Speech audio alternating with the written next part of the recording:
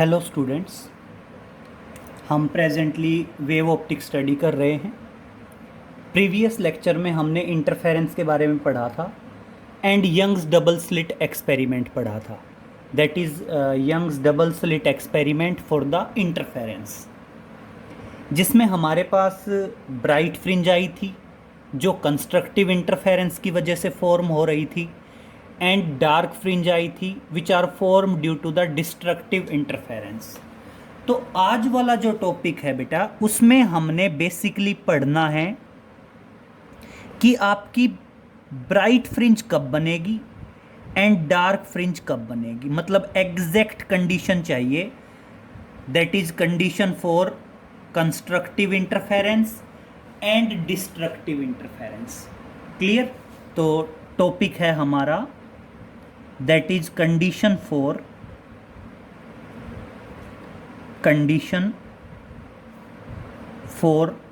Constructive interference and destructive interference. Condition for constructive interference क्या बताओगे? That is condition for constructive interference and destructive interference and destructive interference. अब मेरी बात समझिए बेटा, ये आपको पता होना चाहिए कि आपकी जो कंस्ट्रक्टिव इंटरफेरेंस है, कंस्ट्रक्टिव इंटरफेरेंस की वजह से आपकी ब्राइट फ्रिंज बनती हैं और आपकी डिस्ट्रक्टिव इंटरफेरेंस की वजह से डार्क फ्रिंज बनती हैं। तो आप इसको ये भी कह सकते हैं that is condition for constructive interference, या बोल दीजिए condition for bright fringe and destructive interference, या फॉर डार्क फ्रिंज। क्लियर? तो टॉपिक है हमारा condition for constructive and destructive interference. Clear? अब समझिए क्या कंडीशन है बेटा। सबसे पहली बात, इंटरफेरेंस होता कब है? जब दो कोहेरेंट सोर्स से आने वाली वेव सुपर इम्पोज होती हैं। तो सबसे पहले हम क्या मानेंगे? वेव्स मानेंगे फ्रॉम द कोहेरेंट सोर्सेज। तो देखिए शुरू करते हैं। ये हमारा टॉपिक था, that is condition for constructive and destructive interference. तो शुरू करेंगे। Now waves from coherent sources are waves from coherent sources are given as, मान लीजिए दो कोहेरेंट सोर्स से आने वाली वेव्स हैं। पहली वेव अज्यूम कर लीजिए y1 is equal to a sin omega t, and second wave assume कर लीजिए y2 is equal to B sine omega T plus five. अब देखिए जो दोनों वेव्स हैं बेटा, जो दोनों वेव्स हैं उसमें पहली वेव का एम्पलीट्यूड है ए, दूसरी वेव का एम्पलीट्यूड है बी। पहली वेव की फ्रीक्वेंसी है ओमेगा, दूसरी वेव की फ्रीक्वेंसी भी क्या है? ओमेगा। पहली वेव का फेज है omega T, this complete angle will represent the phase, and बेटा सेकंड वेव का फेज है ओमेगा टी प्लस फाइव। तो इस तरह से हम कह सकते हैं कि दोनों वेव के बीच में एक फेज डिफरेंस है फाई का। क्लियर? तो अब आप क्या बताओगे?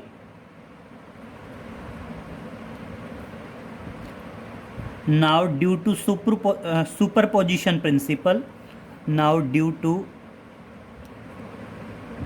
Superposition principle,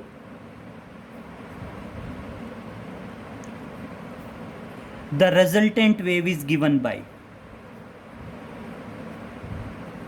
the resultant wave is given by। तो बेटा रिजल्टेंट वेव क्या आएगी? सुपरपोजिशन प्रिंसिपल की वजह से आनी है, तो जस्ट दोनों को ऐड करना है और आपकी रिजल्टेंट वेव क्या आ जाएगी? That is y1 plus y2। Clear. तो देखिए हम दोनों की वैल्यूज़ को ऐड करते जाएंगे। समझिए y इज इक्वल टू, बेटा y1 की वैल्यू रख रहे हैं, that is a sine omega T, plus y2 की वैल्यू आ जाएगी बेटा b sine omega T plus 5। Clear. तो अब यहाँ पे देखिए y is equal to a sine omega T plus, बेटा फॉर्मूला लगा दें, sine A plus B. Sine A plus B का फॉर्मूला क्या आएगा, sine A cos B plus cos A sine B. तो देखना क्या आएगा, B as it is sine A cos B plus cos A sine B. Clear हुआ। हमने formula खोल दिया, sine A plus B that is sine A cos B plus cos A sine B. अब एक बार जरा बहुत ध्यान से देखें, यहाँ से और यहाँ से दोनों में से साइन ओमेगा टी कॉमन आएगा, तो देखना क्या बचेगा, y is equal to sine omega T common लेता हूँ तो a यहाँ बचा और यहाँ बच गया b कोस 5, और साथ में आ गया साइन ओमेगा टी। सेम यहाँ पे मैं b sine 5 common, b sine 5 को ब्रैकेट के अंदर रख रहा हूँ,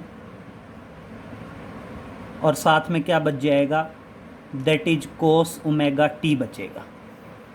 क्लियर।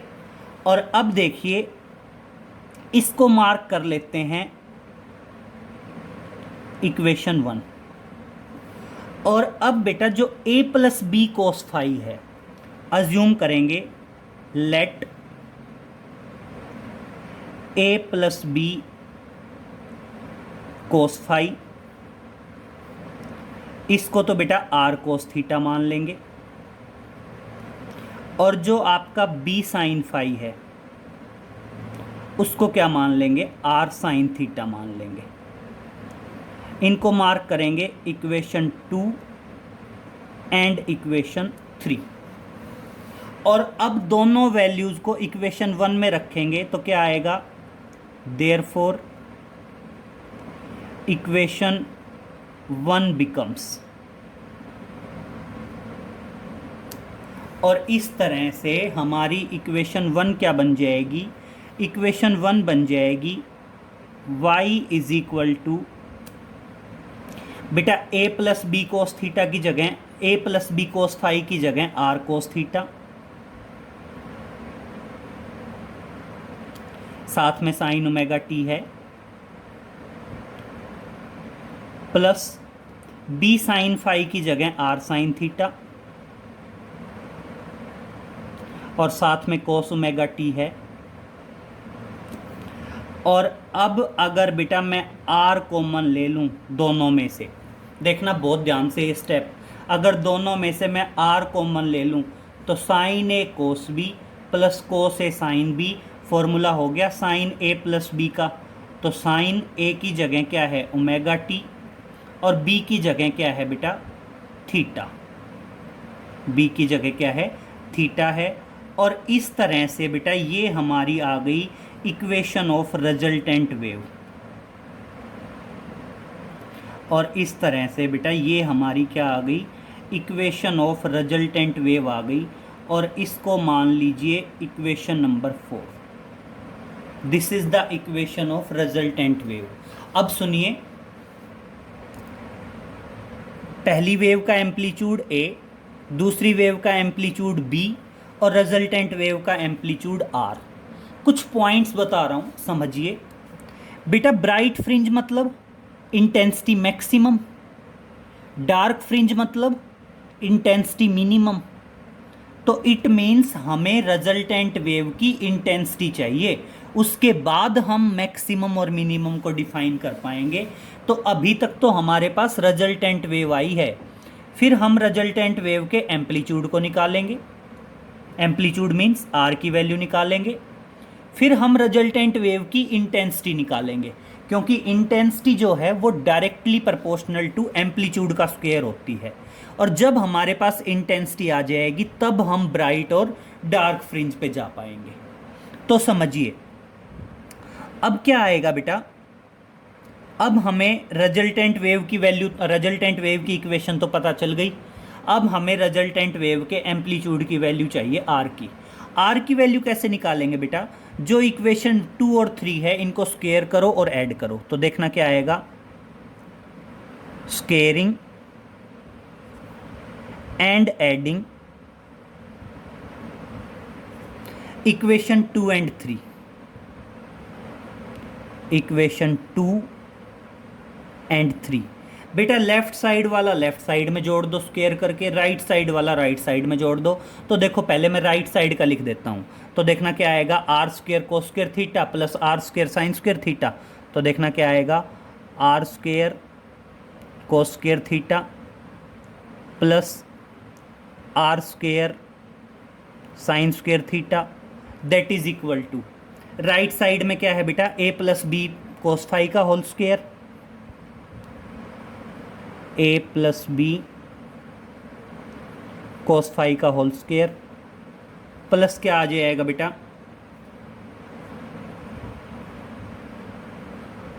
बी साइन फाई का होल स्क्वायर। ठीक है, तो देखिए प्रोसेस करते हैं। इन दोनों में से आर स्क्वायर कॉमन, तो sine square theta plus cos square theta 1 हो जाएगा, दैट इज आर स्क्वायर। इधर देखिए ए प्लस बी का होल स्क्वायर, तो ए की जगह ए प्लस बी का होल स्क्वायर क्या आएगा, A square plus B square plus 2ab, तो ए की जगह तो ए है, बी की जगह है बी कोस फाई, तो क्या आएगा, B square cos square phi plus 2a, और बी की जगह क्या है, बी कोस फाई है, और यहाँ करेंगे तो B square sine square phi. अब देखना R square is equal to A square, बेटा B square cos square phi, B square sine square phi, दोनों को ऐड करेंगे, दोनों में से बी स्क्वायर कॉमन लेंगे तो sine square phi plus cos square phi 1 हो जाएगा, तो क्या बचेगा, दैट इज बी स्क्वायर, और साथ में क्या आ जाएगा, 2ab कोस फाई। और बेटा ये हमारा क्या आ गया, रिजल्टेंट वेव के एम्पलीट्यूड का स्क्वायर आ गया। मान लीजिए equation 5, that is square of amplitude of resultant wave. अब देखिए हम पहले ही कह रहे हैं कि इंटेंसिटी एम्पलीट्यूड का स्क्वायर होती है। आपकी इंटेंसिटी क्या है बेटा, एम्पलीट्यूड का स्क्वायर होती है। तो अब हम क्या करेंगे, यहाँ पे इंटेंसिटी निकालेंगे, पहले फर्स्ट वेव की और फिर सेकंड वेव की। तो देखिए क्या आएगा, now intensity of first wave,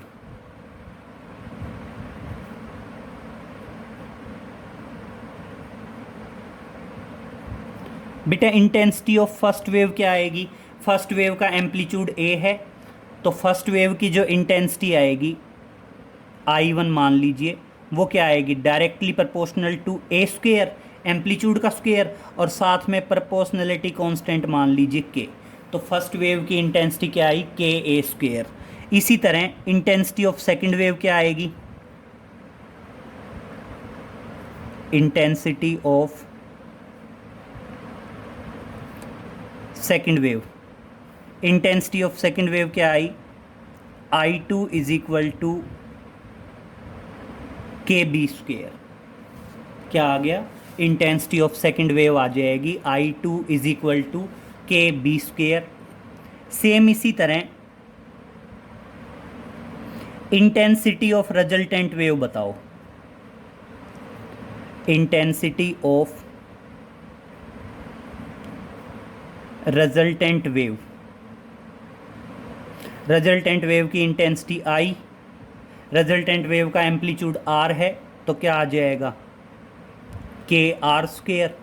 और अब देखिए बेटा आर स्क्वायर की वैल्यू हमारे पास है, तो देखना क्या बताओगे, आर स्क्वायर की वैल्यू रख देते हैं, K A square plus B square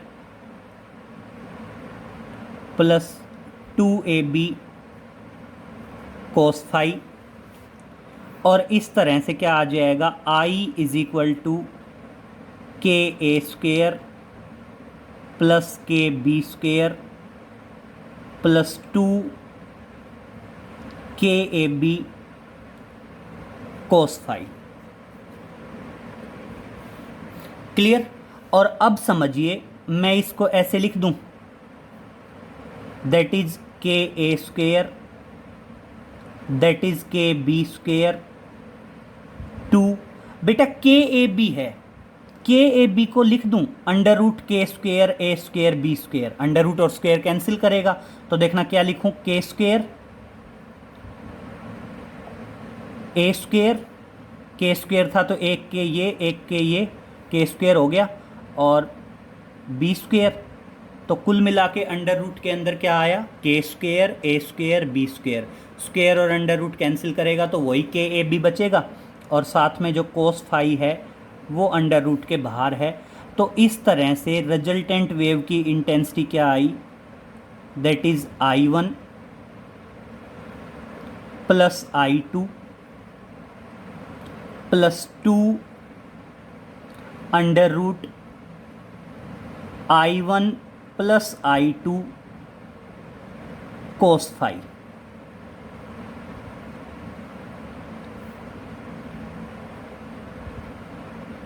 ये क्या आ गई बेटा, रिजल्टेंट वेव की इंटेंसिटी आ गई। ये क्या आ गई बेटा, आपकी रिजल्टेंट वेव की इंटेंसिटी आ गई। तो देखना, हम इंटरफेरेंस में ब्राइट और डार्क फ्रिंज निकालना चाह रहे थे। ब्राइट फ्रिंज मतलब इंटेंसिटी मैक्सिमम, डार्क फ्रिंज मतलब इंटेंसिटी मिनिमम। सिंपल है, मैक्सिमम के लिए कोस फाई की वैल्यू +1 और मिनिमम के लिए कोस फाई की वैल्यू -1, यही होगा ना भाई। ब्राइट फ्रिंज या कंस्ट्रक्टिव इंटरफेरेंस मतलब इंटेंसिटी मैक्सिमम, डार्क फ्रिंज या destructive interference intensity minimum.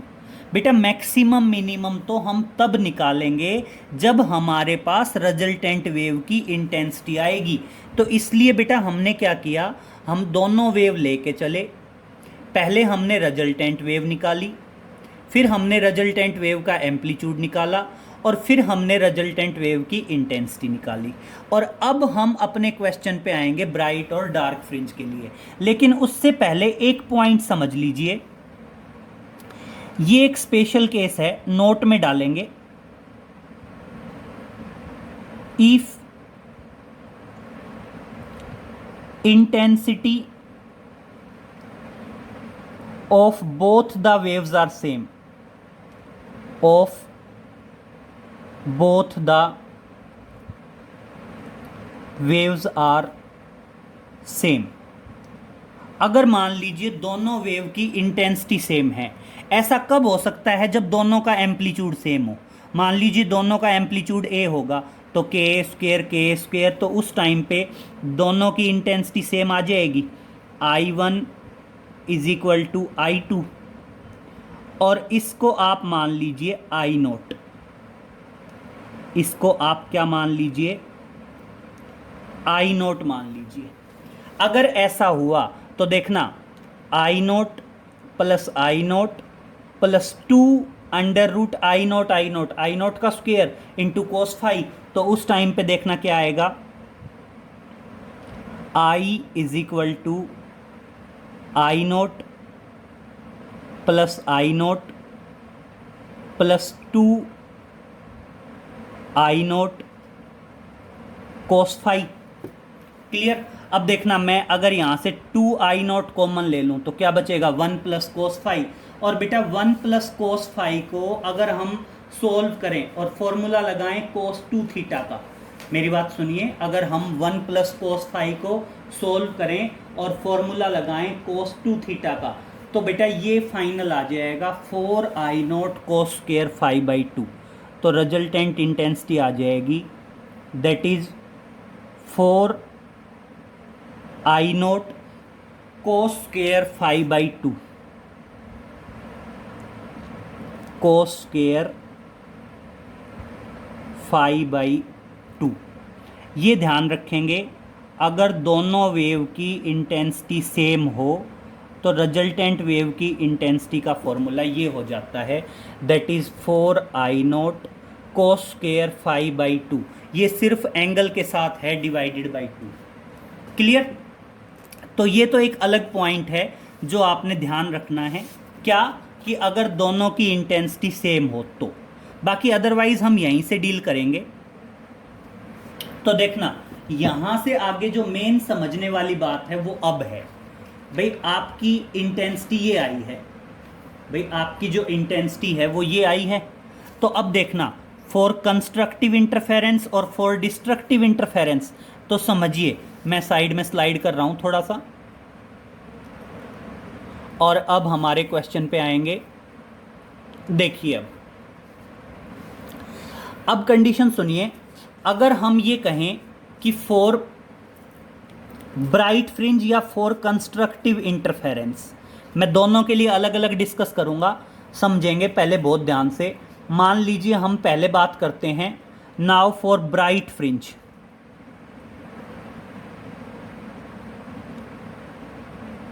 Now for constructive interference. Now for constructive interference. Constructive interference मतलब फॉर ब्राइट फ्रिंज। और फिर एक बार किसको डील करेंगे बेटा? डार्क फ्रिंज को। तो क्या आएगा? Now for destructive interference. Now for destructive interference.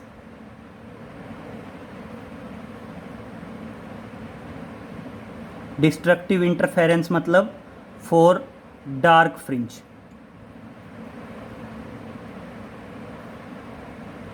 बेटा मैं इस इक्वेशन से डील करूंगा। देखो हमें सबको ये बात पहले से पता है, जब किसी एक्सप्रेशन में कोस या साइन आए तो उस एक्सप्रेशन की मिनिमम या मैक्सिमम वैल्यू कोस या साइन की वैल्यू पे ही डिपेंड करती है। अब यहाँ पे समझेंगे कि इंटेंसिटी मैक्सिमम कब होगी। भाई ब्राइट फ्रिंज का मतलब क्या है? ब्राइट फ्रिंज का मतलब है intensity should be maximum. Intensity कब मैक्सिमम होगी? When cos phi will be equal to +1। यही होगा ना बेटा। सेम डार्क फ्रिंज के लिए क्या होगा? Intensity minimum. और इंटेंसिटी मिनिमम कब होगी? जब आपके कोस फाई की वैल्यू क्या रहेगी? -1। हमारा मेन टारगेट तो यही था बेटा। हमने क्या निकालनी थी? कंडीशन निकालनी थी for constructive and destructive interference. Constructive interference मतलब intensity maximum and destructive interference मतलब इंटेंसिटी मिनिमम। इस एक्सप्रेशन की मैक्सिमम वैल्यू हो सकती है जब कोस फाई +1 हो, और मिनिमम वैल्यू हो सकती है जब कोस फाई क्या हो? -1। अब सुनिए, कोस फाई की वैल्यू +1 कब हो सकती है? कोस फाई की वैल्यू +1 हो सकती है कोस 0 पे, कोस 2 पाई पे, कोस 4 पाई पे। तो इसका मतलब हम कह सकते हैं जब फाई किसके बराबर हो? 0, 2 पाई, 4 पाई एंड सो ऑन। और इसका मतलब फाई किसके बराबर होगा? 2n पाई के बराबर होगा। किसके बराबर होगा? 2n पाई के बराबर होगा। और आपके n की वैल्यू 0, 1, 2 सो ऑन चलती रहेगी। ठीक है।